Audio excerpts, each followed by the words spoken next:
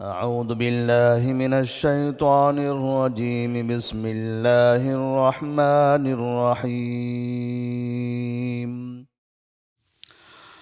وألف بين قلوبهم لو أنفقت ما في الأرض جميعا ما ألفت بين قلوبهم ولكن الله ألف بينهم إنه عزيز حكيم.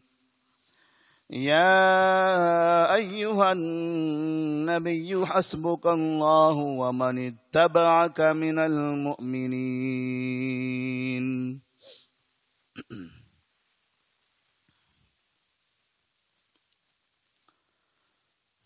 سورة الانفال آیت نمبر 63 اور 64. اللہ تبارک و تعالی نے اس سے پہلے کی آیتوں میں مومنین سے خطاب کرتے ہوئے، نبی کریم صلی اللہ علیہ وسلم سے خطاب کرتے ہوئے یہ ارشاد فرمایا کہ اگر دنیاوی حالات میں مشرکین اور کفار زندگی بسر کرنے کے لیے آپ کے ساتھ صلح کر لینا چاہتے ہیں کہ وہ اپنے دین پر رہیں، آپ اپنے دین پر رہیں، مگر صلح کے ساتھ رہیں، امن رہے، اور آپ کو اپنے دین کی دعوت و تبلیغ میں آزادی ہو، کوئی لڑائی جھگڑا کوئی جنگ نہ ہو، اس طرح کی اگر ان کی طرف سے خواہش ہو، پہل ہو، تو اسے قبول کر لینا اور اس کو مکمل کر لینا یہ آپ کے لیے ضروری ہے، کیونکہ امن میں اسلام کی نشر و اشاعت میں آسانی ہوتی ہے. جہاں امن ہوگا وہاں دعوت میں آسانی ہوگی. جہاں جنگ ہوگی، دشمنیاں ہوگی، تناؤ ہوگا، وہاں پر اسلام کی نشر و اشاعت، دعوت و تبلیغ یہ ٹھپ پڑ جائے گی، رک جائے گی.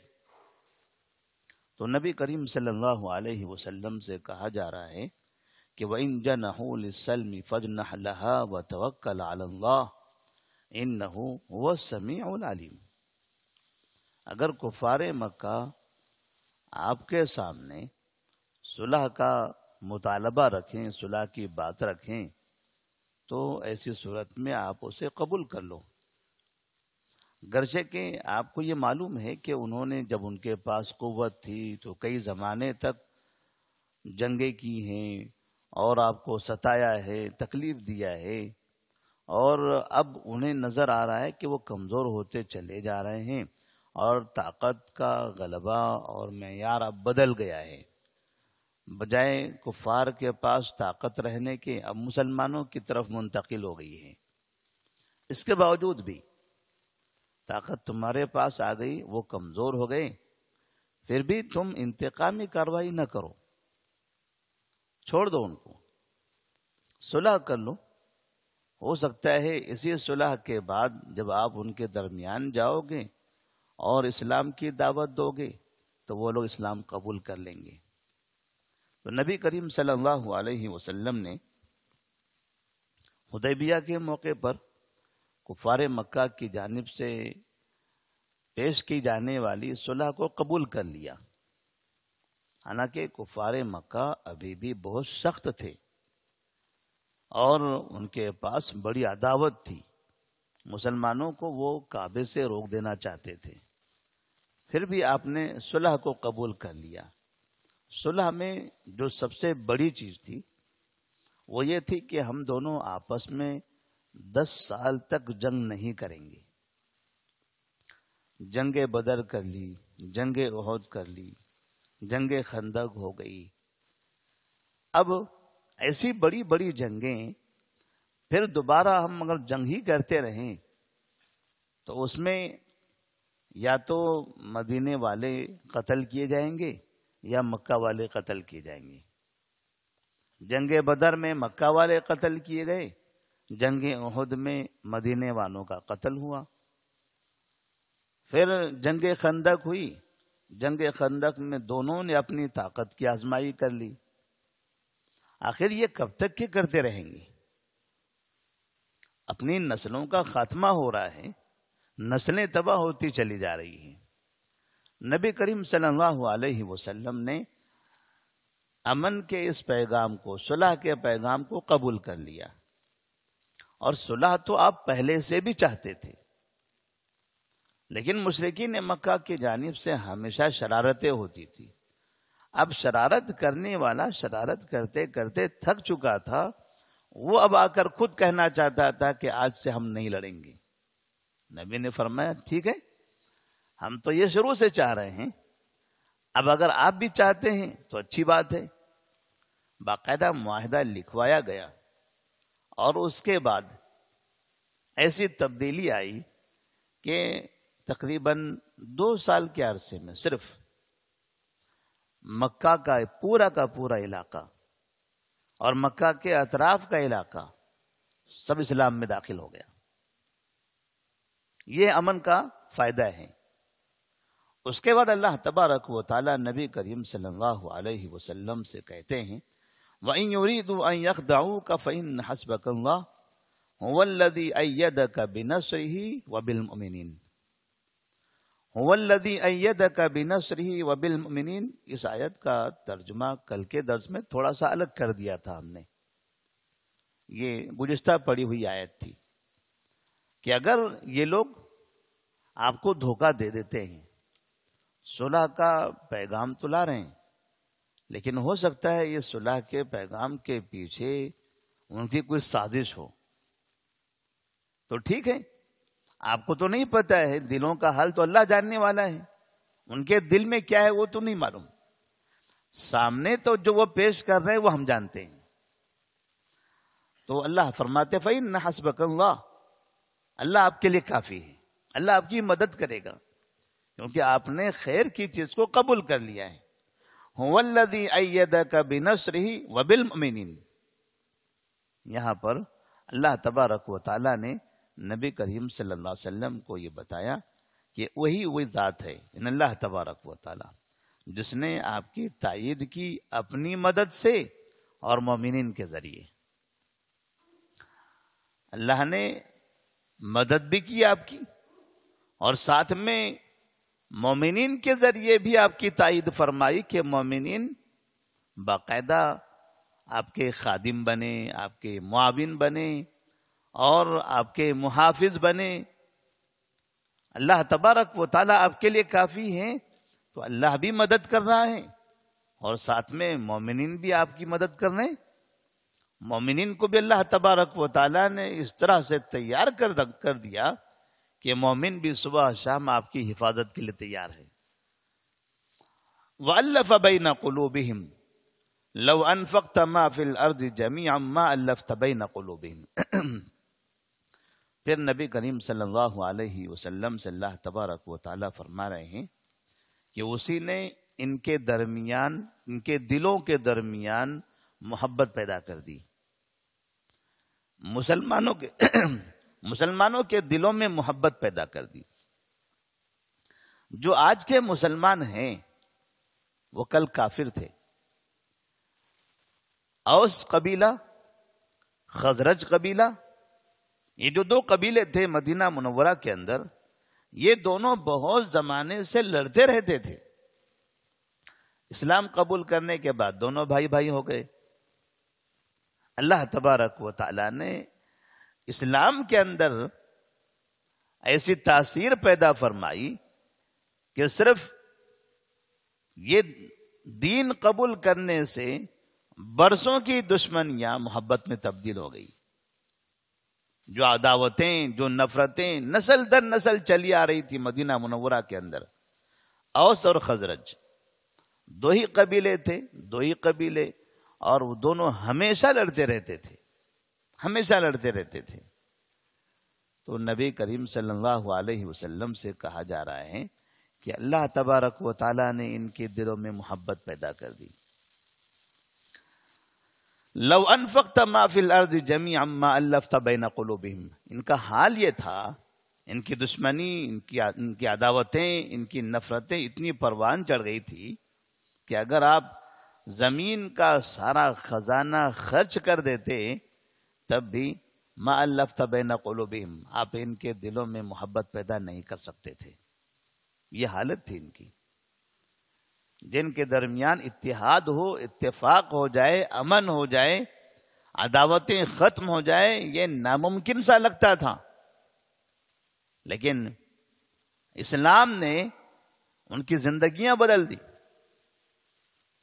ایسے ہی بلال رضی اللہ تعالی عنہ وہ حبشہ کے ہیں، صہیب رضی اللہ تعالی عنہ وہ رومی ہیں، سلمان رضی اللہ تعالی عنہ یہ فارسی ہیں، ابوبکر صدیق رضی اللہ تعالی عنہ یہ قریشی ہیں، اور طفیل رضی اللہ تعالی عنہ یمن کے قبیلے دوس کے ہیں.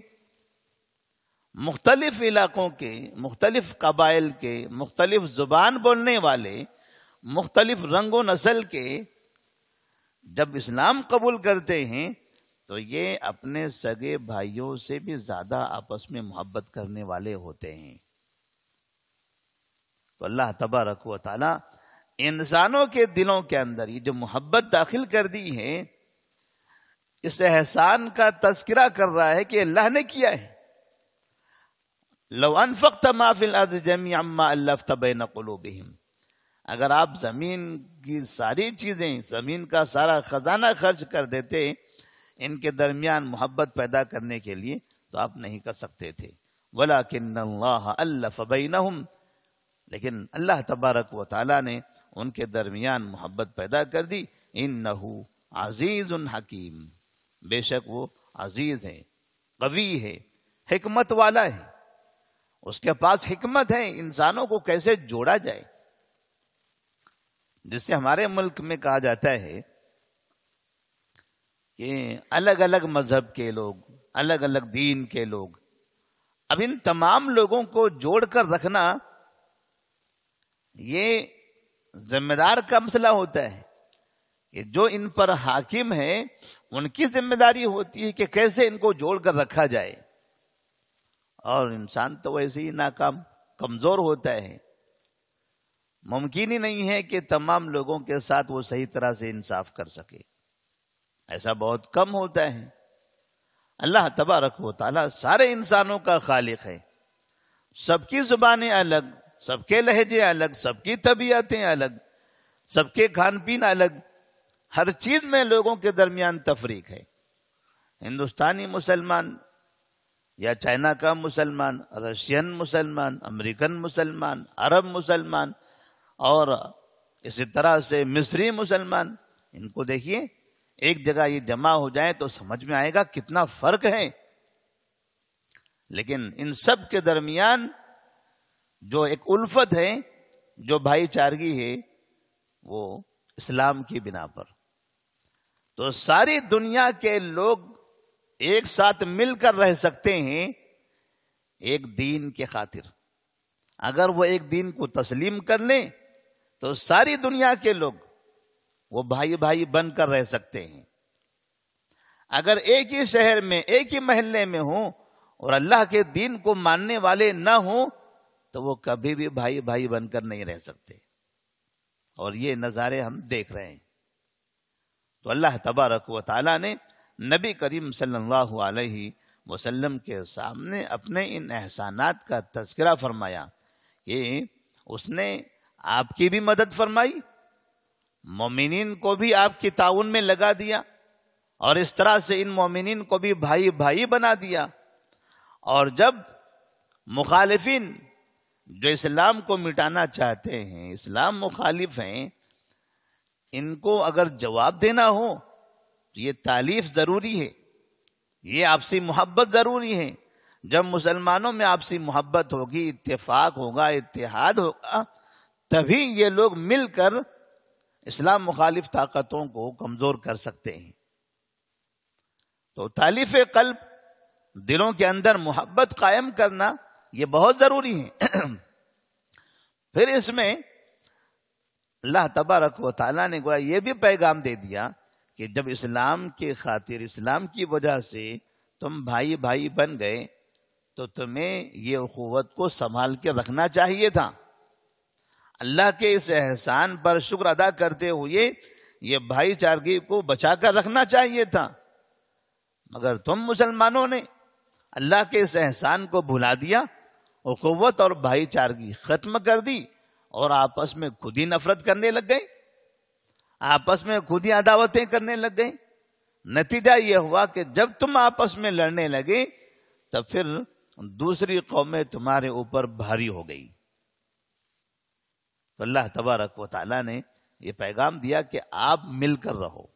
مسلمان المسلم اخو المسلم لا یظلمہ ولا یخذلہ ولا یحقرہ. مسلمان مسلمان کا بھائی ہوتا ہے، نہ اس پر ظلم کرے، نہ کسی کو حقیر سمجھے اور نہ کسی کو رسوا کرے. اس لیے کہ اللہ تبارک و تعالیٰ کے نزدیک تو سب سے اونچا وہی ہے جو جس کے پاس تقوی زیادہ ہو. ان اکرمکم عند اللہ اتقاکم. لہذا اپنے آپ کو رب کی نگاہ میں بڑا، رب کے نزدیک مقرب بنانے کی کوشش میں لگے رہو. اور یہ کب ہوگا؟ جتنا آپ متقی پرہیزگار ہوں گے، نیک بنتے چلے جائیں گے. جتنی گنڈا گردی کریں گے، دادا گیری کریں گے، ظلم کریں گے، اس سے بڑے نہیں بننے والے. بڑے کب بنیں گے؟ جتنے نیک بنیں گے، جتنے اچھے بنیں گے، متقی بنیں گے. اپنی زبان کی حفاظت، اپنے اخلاق کی حفاظت اور اللہ تبارک و تعالیٰ کی عبادت، حلال تجارت، اس میں جتنا منہمک رہیں گے اللہ تبارک و تعالیٰ کے نزدیک ہمارا مقام اتنا ہی بلند ہوگا. اللہ تبارک و تعالیٰ ہمیں اس کی توفیق عطا فرمائے. والسلام علیکم ورحمۃ اللہ وبرکاتہ.